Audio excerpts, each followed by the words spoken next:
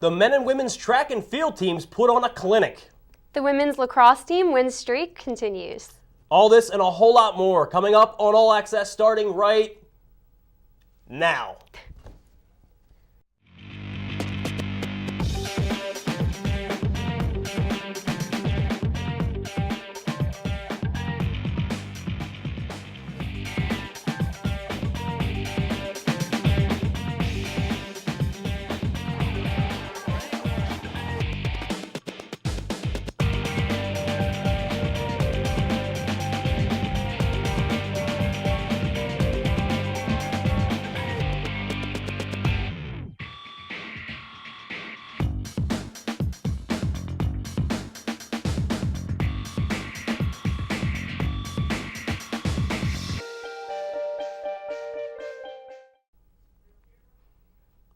Aloha and konnichiwa. Welcome to All Access. I'm Chris Sharnagle. And I'm Allie Dorenzo. We have a great show lined up for you today. Yes, we do. We got highlights and updates on this throwback edition. I'm super psyched, so let's get right to it. Allie, let's go. On the last day of the CTC Championship, the Profs went into the final event, the 4x800 meter relay, 5 points behind Georgian Court. The team of Vanessa Valdez, Courtney Morzowski, Christina Ritchie, and Christian Bennis won the race in a time of 9 minutes and 49 seconds to clinch the championship. Rowan finished with 211.5 points and Georgian Court had 204. The 4x100 meter relay was first and included Jesselyn Wright, Brianna Angelella, Tashae Williamson, and Mariah Searcy came in first in the 4x400 meter relay with a time of 3 minutes and 49 seconds. The time is currently the second fastest in the NCAA Division III. The Rowan University women's track and field team was ranked 15th in the nation in this week's U.S. track and field and cross-country coaches going into the Larry Ellis Invitational on Friday. Rowan women's track athlete Catherine Doherty competed in the 3,000-meter steeplechase. Doherty placed 27th. The mark is the second best in the program's history. She ranks first in the NJAC and 15th in NCAA Division III. On Saturday, the baseball team traveled to William-Paterson University for an NJAC doubleheader and promptly swept the Pioneers off their turf, winning the top half 14-6 and the nightcap 14-5. In Game 1, the Profs jumped out to a quick 4-0 lead after 2 innings, but went scoreless in the next 4 and allowed the Pioneers to tie things up. In the top of the 7th, Rowan finally pulled away, scoring 3 runs before adding 1 in the 8th and lighting up William-Paterson for 6 runs in the top of the 9th to seal the deal. 6 Profs had multi-hit games, and 6 also allowed at least 1 RBI in the afternoon, including 3 on-home runs by Casey Grimes, Stephen Todd, and Greg Myers. Righty Ryan Easterday was the winning pitcher. Game 2 started like Game 1, with the Profs jumping out to an early lead, but in this game, Rowan led 11-0 after 2 putting away the game away early. Once again, 6 Profs had at least 2 hits in the game, and once again, 6 players drove in at least 1 run.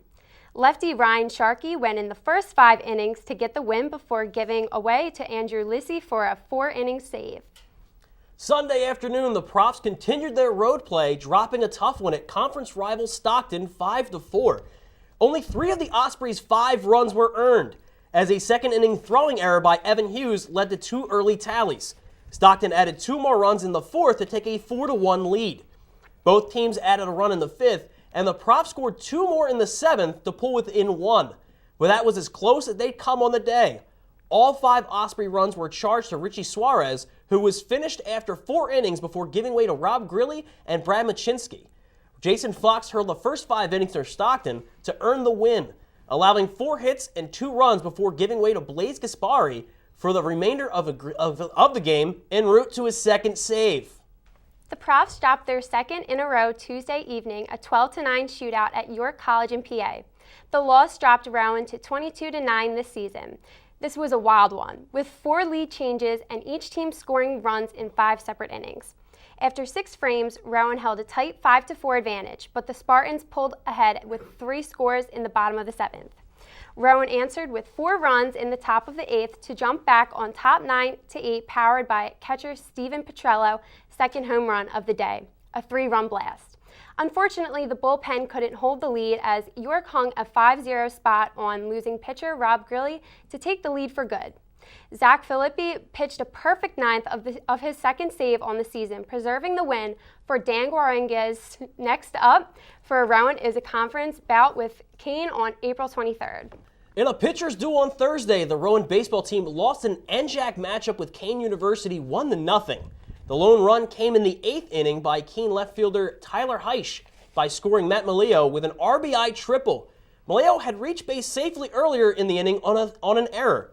While Rowan had 4 more hits than Kane, they just could not find a way to cross the plate. That notwithstanding an outstanding performance at the plate by the Profs' designated hitter Casey Grimes, who went 4 for 4, hitting all singles, and he had a stolen base.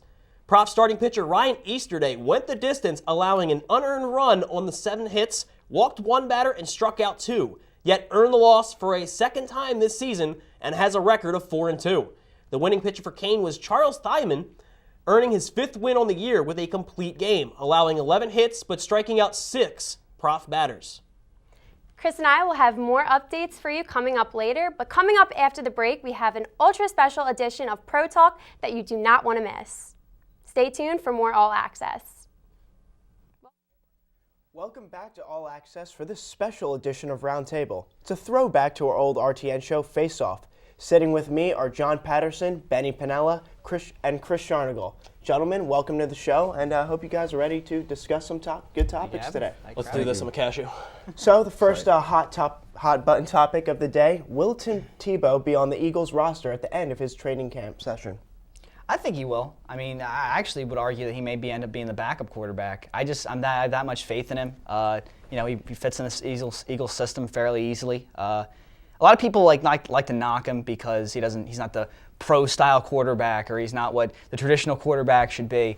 I love the fact that he's not traditional, and he fits right in Chip Kelly's system. I mean, we're forgetting that he went to the Jets, and that was probably his darkest days because the Jets, they misuse just about everyone. And you can't tell me that he's not worse than Geno Smith. You can't tell me he's a worse option than Ryan Mallett. I think that Tim Tebow is going to be a fine quarterback for the Eagles and eventually could make an impact at the NFL level. I guess it goes with me.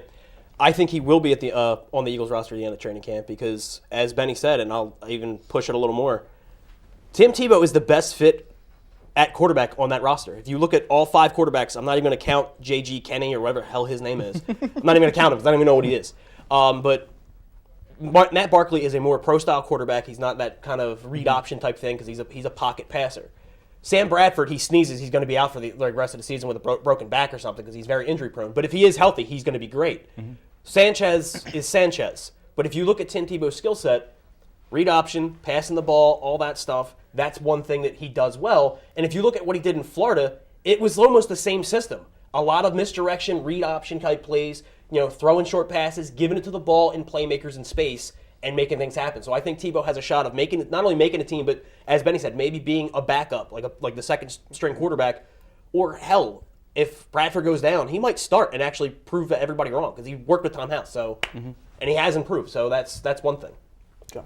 Oh, I personally think, Tim Tebow will make the team this year. One thing that Tim Tebow has that the other 2 quarterbacks don't have is a playoff win. No. Yeah. So, I mean, that's very important. Johnny P. And another thing, it's like they do have a lot on Sam Bradford, the hype. He is a great quarterback. Mm-hmm. And they did just pay Mark Sanchez. And we have to give credit where it's due. Mark Sanchez did do a pretty good job last year. I mean, besides the last 5 games of the season where they kind of blew it. But in my opinion, it's more defense. They blew it defensively. Oh, yeah. Defense. We could have ran on them. I mean, Bradley Fletcher, I think T-Mobile coverage is better than his. Okay. So, I like money on that. But I think he's going to be the 3rd string quarterback. I personally believe that Sam Bradford will be the starter, and the backup will be Mark Sanchez. But Tim Tebow, I mean, another thing is he's a very light guy. So it's kind of wrong, but sometimes I feel like they'll bring him in just to sell tickets, because he's so popular. But he does fit in the system. And in this league, if you have the right system, you can win. Just like the Broncos, they made an offense surrounded around the way he plays. They went to the playoffs. Another example I can kind of compare him to is Alex Smith. When Alex Smith first came into the league, he was horrible. I mean, granted, to his defense, he had a lot of offensive coordinators. 4 years. Yeah. But when John Harbaugh came in with his offense, Alex Smith looked like a Pro Bowl quarterback. He's doing fine now in Kansas City as well. I think the thing I'm most interested in seeing is has the media frenzy surrounding Tebow kind of calmed down? If that's the case, then there's no way he's not making the team. Tebow is kind of a rising star, so it'll be interesting to see where he ends up with the Eagles roster. Moving on to the next topic, can anyone in the Eastern Conference stop the Cavaliers from going to the NBA Finals? They have been having a promising season so far. What do you guys think? I personally think no. No? I think that the Cleveland Cavaliers, they're playing great basketball right now, and they have the greatest player in the world. Who is? LeBron James. I apologize. He's everything you want in a player. He's the type of person who can go to any team and make them better. I mean, he left Cleveland and they had the worst record. They didn't make the playoffs in the 4 years that he was absent. He comes back during the playoffs at a 2 seed.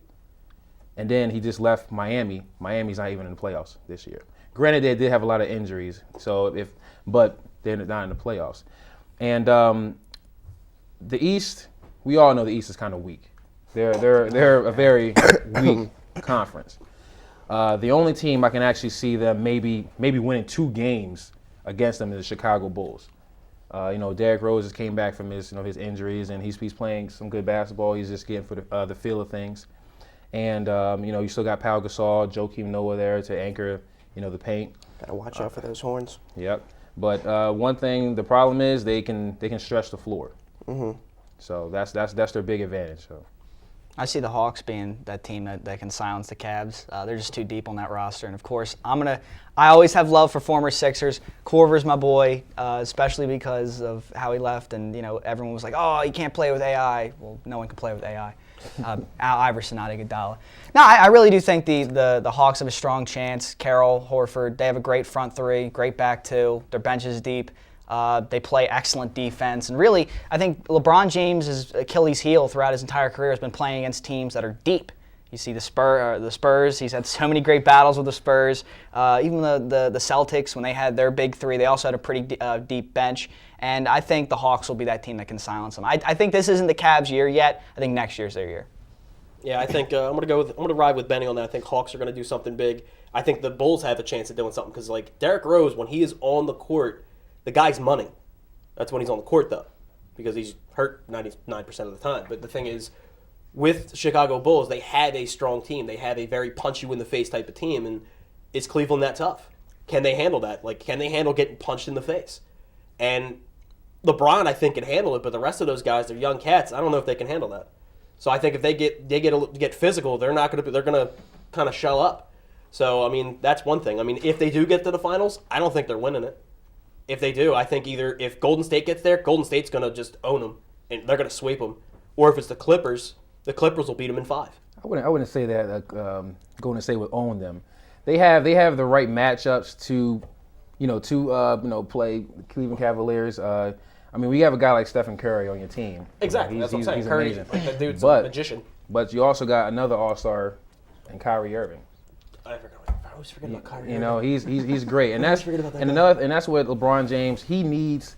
That's what makes him great because he needed a superstar. In this league, you either have to have a great team or you have to have at least 2 superstars. Facts. Any type of NBA teams that you name that won a championship, they either were a great team or they had 2 superstars. When it comes to a great team, the Spurs were a great team last year. You saw that. Yeah. Of course, when Miami won, you had Dwayne Wade, Chris Bosh, LeBron James. Of course, and in my opinion, and if you do know basketball, everybody says that Michael Jordan is the greatest player to ever play. But without Scottie Pippen, in my opinion, he may have won 1, but he wasn't winning 6. I agree with that. My other argument was, if they do end up playing the Warriors, I do agree with Chris. I think it's going to be pretty much a bloodbath because how do you defend Steph Curry when any shot he throws up goes in?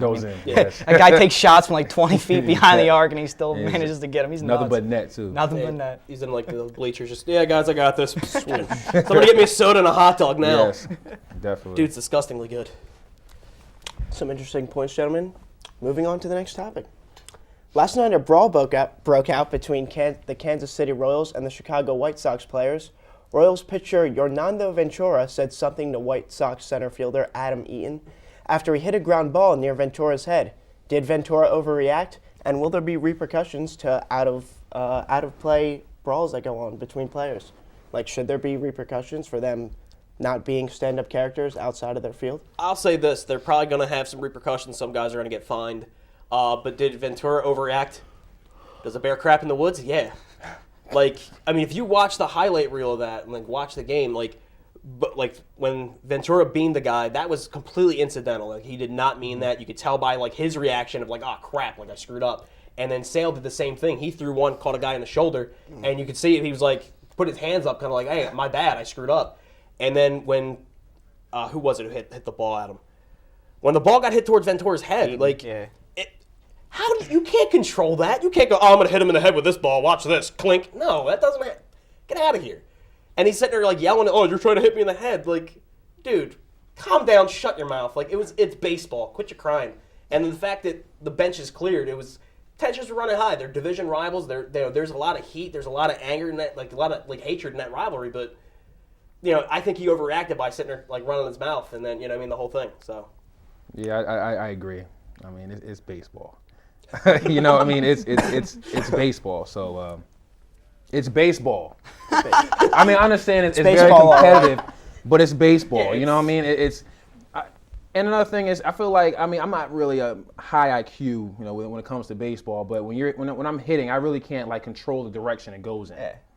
So I definitely think he overreacted, and the fact that it's not like they were throwing punches at each other. The two guys got in each other's face. So what was the point of all the benches trying to clear out? And on top of that, I didn't see anybody doing anything but just jumping around trying to get into the skirmish and them pushing each other. I thought I was watching a high school fight. You try to keep face when you're out in the field. You don't want to look weaker than the other team. But still, how about we all be grown men? Okay, if there are referees out there, the two people get in each other's face, the referees separate them, and let's continue playing baseball. I mean, the game is long enough. So. And if you're a Phillies fan, you know that all too well. Yeah, all up. Jesus. Can we not get into that? We'll be here all day. We only have a few minutes. I know, dude. But, in my opinion, it's not that serious. Two guys getting in each other's faces. We're all grown men here. We're professionals. How about we just separate it and continue with the game? Yeah, the hit was completely unintentional. Sometimes not even the best players in baseball can actually control where the ball goes, especially when you have – it's baseball. John, I have a question. Is it baseball? Wait, judge is ruling. No. Wait, hold on, wait. Yup. But now, some of the best players can't even control where the ball goes, especially when you have explosive pitches. Ventura is a great pitcher. He's slowly starting to remind me of Roger Clemens. He has a little bit of a chip on his shoulder for some reason. Of course, I hope he doesn't go down that road. But the Royals have come out, and they're a little bit of a scrappy team this year, and I kind of dig it. I kind of dig the Royals having an identity. They had one last year, but it was more of a small ball. We're going to play station to station. That's one of the reasons why they got to the World Series last year. And they just have a very deep system. I actually interned for one of their minor league teams, the Blue Rocks. They have a lot of talent in that system, and I love the fact that they're starting to have this little chip on their shoulder we are the best team in baseball. And really, in a couple of years, I truly do think that you'll see a World Series come to Kansas City and stay in Kansas City for a while. I'd be all for that. Kansas City Chiefs fan. I'd love to see somebody win something over there. Tear. Well, speaking of baseball, the New York Mets, promising team for the upcoming season. Do you think they'll be able to stay consistent with how they've been playing? They've been doing very well, and with the return of was it Harvey? Mm-hmm. I think they can make a big run, but it's the Mets though.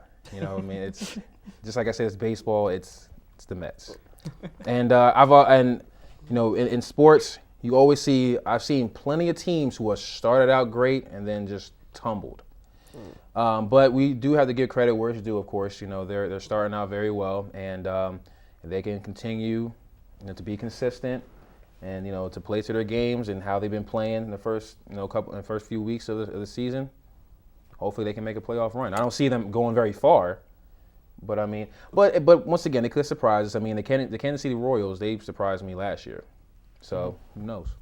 Yeah, I'm gonna kind of co-sign with you and say it's the Mets.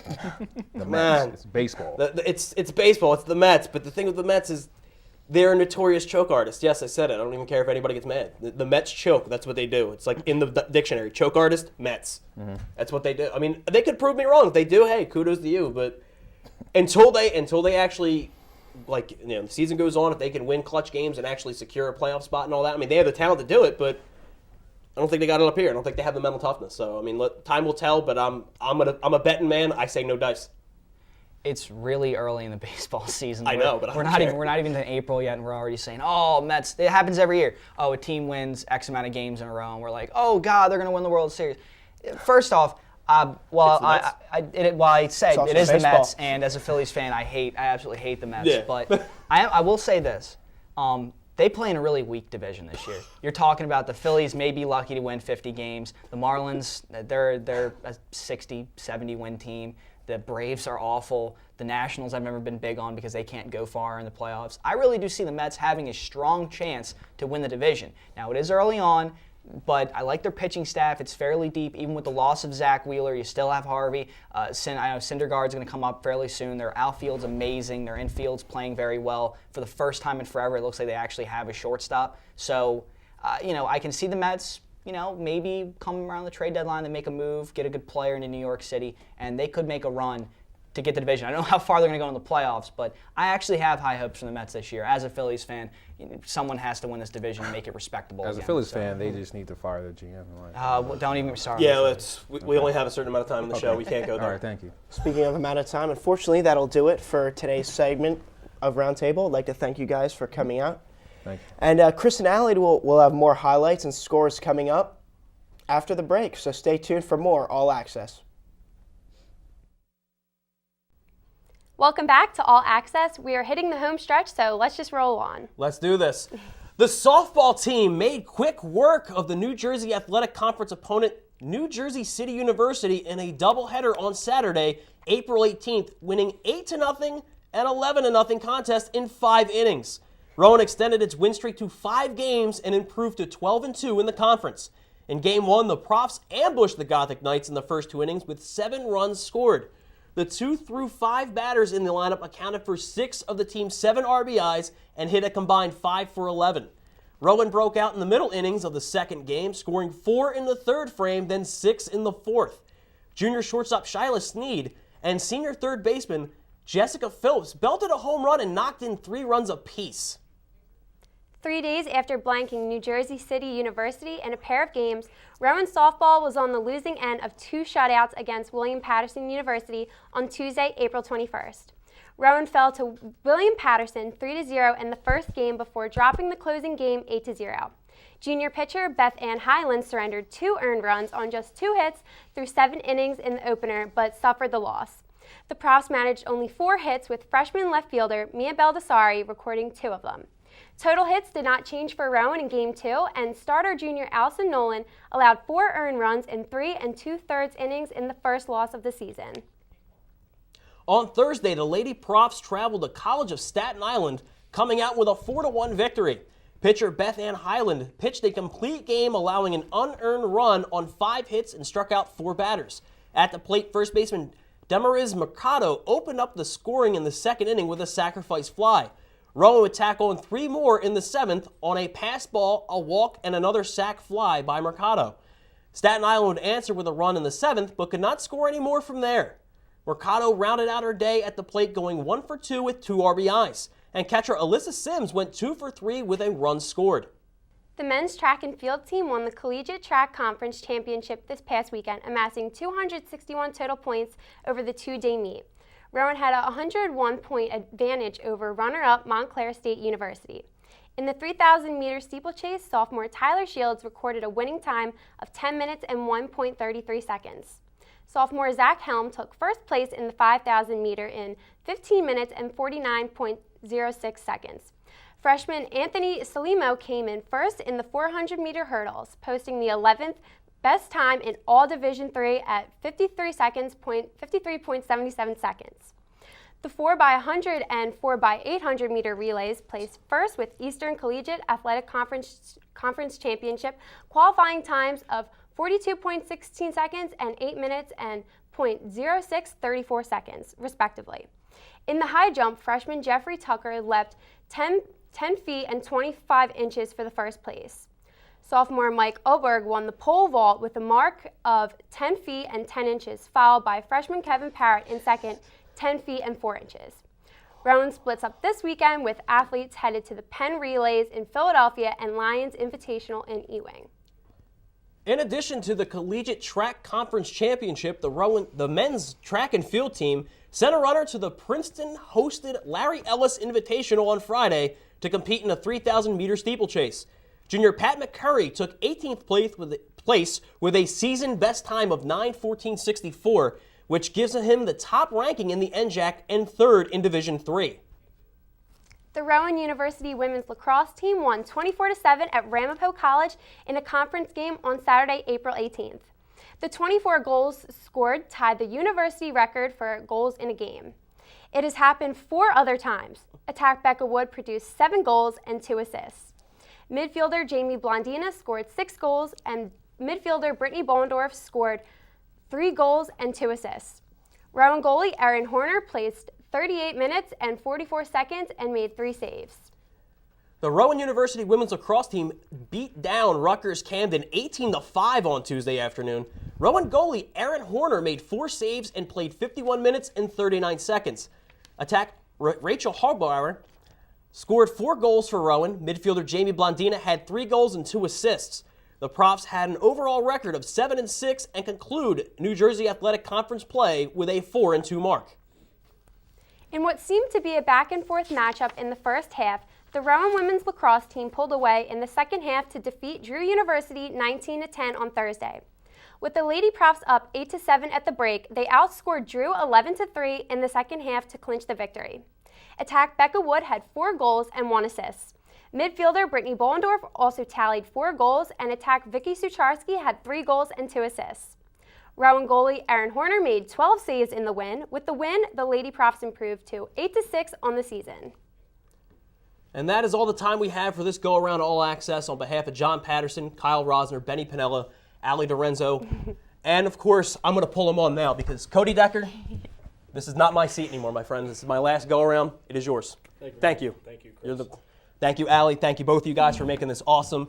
And they'll see you next time on All Access next season. Thank you.